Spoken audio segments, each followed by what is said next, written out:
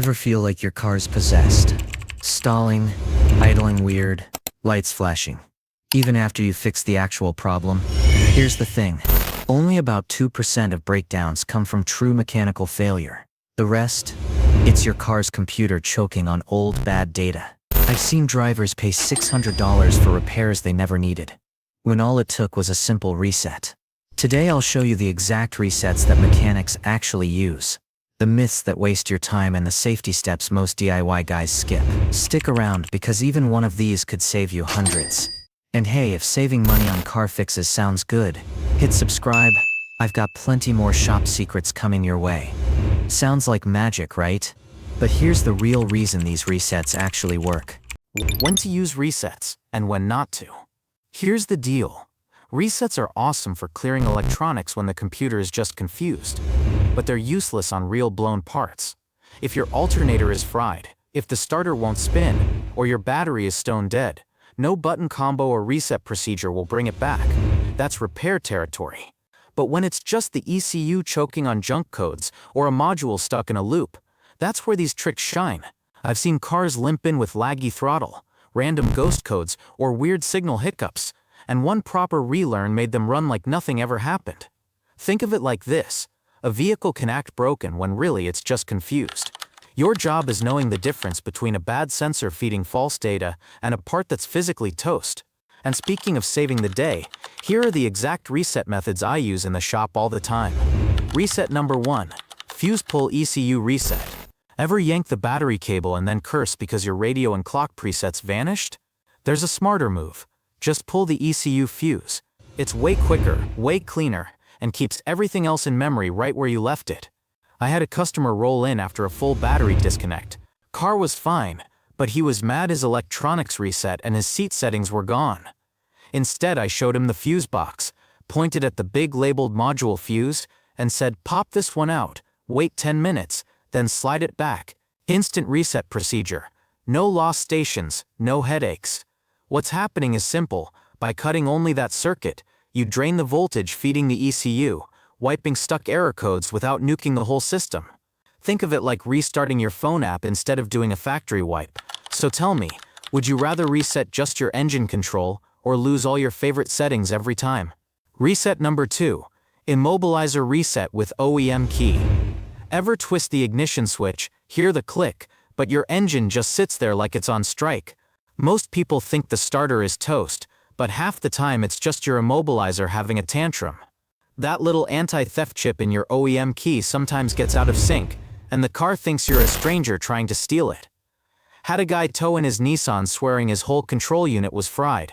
All I did was slide his factory key in, turn the ignition on, and hold the lock button for about 12 seconds. Boom, the recognition sequence kicked in, the module relearned the signal, and the car started like nothing ever happened. Here's what's happening. The ECU and the keys chip run on a radio frequency handshake. If they fall out of synchronization, the computer throws a lockout. This reset forces a fresh memory check and clears the error code. Reset number 3.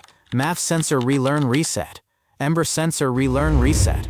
Ever feel your engine stumble, hesitate, or burn way too much fuel for no reason?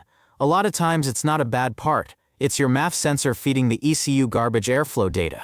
That messes up your mixture, causes a shaky idle, and wrecks your MPG. I had a Dodge owner swear he needed a $200 replacement. All I did was pop the hood, unplug the connector, let the module sit for a few minutes, then plug it back in. That forced the computer to dump the bad data and start a full relearn. His car purred like new before he even hit the end of the block. Here's why it works. The wire inside the sensor measures airflow, but dust or glitches corrupt the signal. Resetting wipes the false memory so the ECU recalculates from scratch. Ever tried an unplug reset trick like this and instantly felt the performance snap back? Quick pause. If this no BS car advice helps, tap that like so YouTube shows you more. Reset number 4. Steering angle sensor reset. Ever finish a fresh alignment or a battery swap and suddenly your ABS and traction lights start screaming at you? Looks scary on the dashboard, but 9 times out of 10, it's just your steering angle sensor begging for a reset. I had a customer panic after her SUV came back from a shop. The stability control warning lit up like Christmas. She thought the whole system failed. Nope, I hopped in, turned the wheel all the way left, held it, then cranked it all the way right, repeated that lock-to-lock cycle 3 times.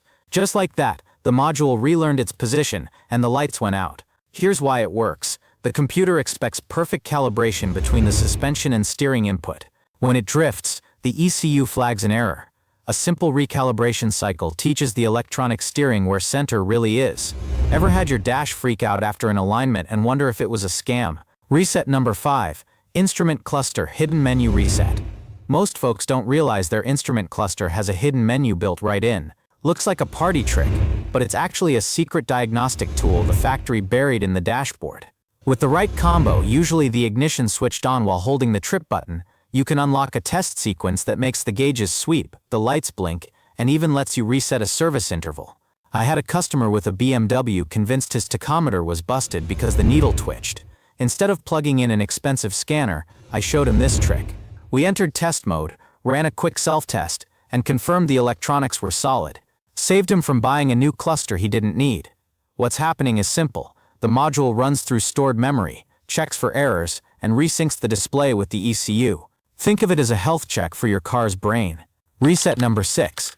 ABS SRS Light Reset. Pedal dance. Nothing freaks drivers out faster than a glowing ABS or SRS light. You see that red airbag symbol on the dashboard and think you're about to drop $1,000 at the dealer. Truth is, half the time it's just the module storing a ghost code that needs a quick reset. I had a Honda come in where the brake light and safety warning wouldn't shut off even after the repair. Instead of hooking up a scanner, I told the owner about the factory pedal dance.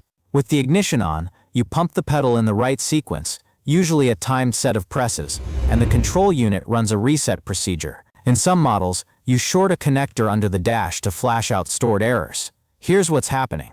The system forces a fresh calibration, wipes old malfunctions, and relearns clean values.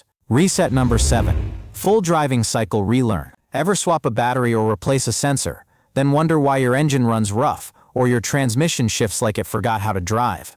That's because the ECU dumped its adaptive memory, and it needs a proper driving cycle relearn to get its act together. I had a customer with a Ford that idled like a lawnmower after a repair. He thought the throttle body was shot. Nope, all it needed was a reset cruise. I told him start with a cold warm-up, let it reach normal temp at idle, then hold steady at 1500 RPM for a couple minutes. Next, ease it up to 3000 cruise, then slowly drop back. Repeat that sequence, mixing in some smooth acceleration and decel. By the end of the block, it was butter. Here's why it works. The control module relearns fuel trims, sensors, and throttle behavior by gathering fresh data. Ever done a simple drive pattern and felt your car transform in minutes? Reset number 8. Memory saver reset tip. Ever disconnect your battery to do a reset and suddenly your radio presets, clock, and seat settings all vanish? That's where a little gadget called a memory saver comes in handy. It plugs into the OBD port or cigarette lighter, feeds a tiny bit of voltage, and keeps the ECU and control unit alive while you work. I had a customer furious after losing every favorite station in his truck. He thought the reset method ruined his electronics. Nope, he just didn't use a memory saver adapter. I showed him the $10 tool, hooked it up before pulling the fuse, and all his calibration data and presets stayed intact. Reset done, no headaches. Here's the deal. Instead of wiping everything, you preserve the system's memory while still forcing the ECU to relearn clean values once reconnected. Bonus reset. Sunroof/power seat reset. Ever had your sunroof stop halfway, or your power seat refuse to move like it's on strike? Most people think the motor is burnt out, but really, it's just the module losing its calibration after a battery pull or glitch in the electronics. I had a customer ready to rip out his driver's seat because it wouldn't recline. Instead, I told him, press and hold the switch in the closed or forward position for 5 to 10 seconds. Let go, then repeat. That little reset sequence forces the control unit to relearn the seat's full travel. Same deal with a stuck sunroof. Hold the button until it cycles completely, and the system reprograms its limits. What's happening is the ECU-linked memory forgets the endpoints, so the seat or roof thinks it's jammed. By holding the button, you're teaching the track where start and stop really are. Now, before you go crazy with these, let's clear up some myths that I hear way too often. The reset lies that waste money. You'd be shocked how many bad reset tricks float around on forums. Biggest myth I hear, just disconnect the battery for 2 minutes and your ECU will clear. Wrong. All you're doing is cutting voltage for a blink while the module still hangs on to ghost codes. I had a guy swear his electronics were fixed because he yanked a fuse for 60 seconds. Next morning, the same error came back. Why? The memory in the control unit needs at least 10-15 minutes with zero power, plus a brake drain to bleed off hidden charge. Without that, the system just reloads the bad data like nothing happened. Here's the truth. Bad wiring or sloppy procedure timing can make these DIY shortcuts worse, sometimes even trigger a new malfunction. Always give the car a real reset, not a quick half-baked trick. And with that, I've got to stress, safety first. Do these wrong, and you'll fry more than just a fuse. Safety warnings before resetting. Look, if you're gonna mess with resets, do it safe. I've seen too many DIYers cook their ECU because they yanked fuses with the ignition still on. That little spark you see at the terminals. Yeah, that's current jumping where it shouldn't. Rule 1. Always disconnect the battery before you pull anything. Rule 2. Never try to short cables while it's still connected. These resets clear electronic confusion. They don't fix fried circuits. So grab the right tool. Take your time and stay smart. Quick question. Ever had that heart-stopping moment when a little spark made you think you broke the whole car? And if none of these tricks bring your car back, that's when you know it's not just a computer glitch. What to do if resets don't work? Here's the deal. If all these resets don't revive your car, you're not dealing with a confused computer anymore. You've got a real hardware failure. I've had folks try every trick in the book when the actual problem was a dead alternator or a clogged fuel pump. Think of it this way. Resets clear electronic tantrums, but they can't fix a burnt starter, broken wiring, or a failed sensor. That's when you stop guessing and call a mechanic. So let me ask, would you rather keep chasing ghost codes or get a diagnostic and nail the real issue? Final thoughts. So there you go, the reset tricks that fix most possessed car problems without paying a mechanic a dime. Just remember, resets clear confusion, but they don't fix fried parts. If your car still won't behave after these, it's time for real diagnostics. Now, if you found this helpful, I've got another video that dives into hidden car hacks that'll save you thousands every year. I'll link it right here. Trust me, you don't want to miss it.